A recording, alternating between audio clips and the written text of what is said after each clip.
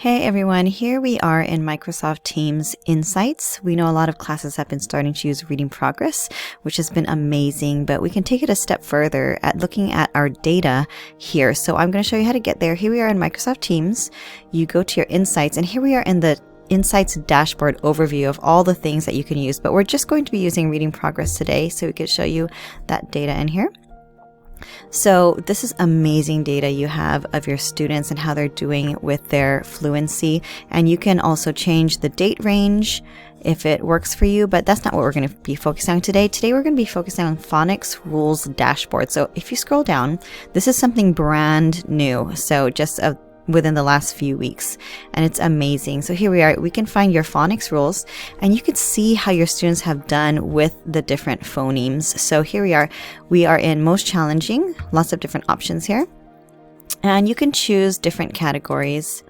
For example, you can have your consonants, your digraphs, your R-influenced vowels, silent letters, vowels, vowel teams, or up here you can choose between consonants and vowels. So I'm just going to simply go to vowels and just show you what that looks like.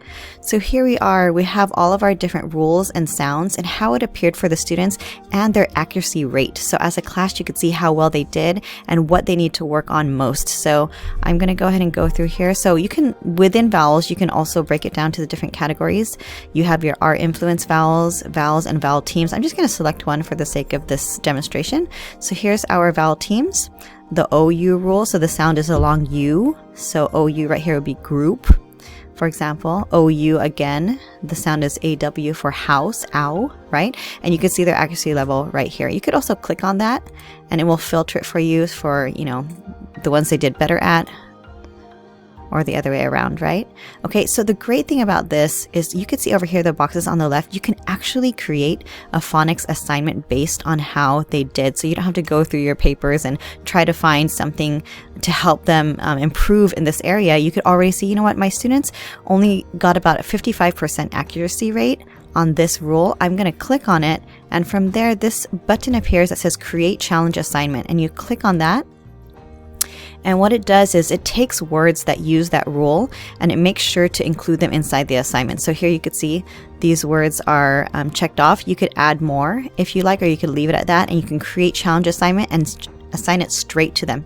So you don't have to do anything. So you're using your data, you're seeing how they did, selecting things you want them to work on, and then creating this challenge assignment. It's so simple and so easy, which is the same thing as simple, I'm sorry.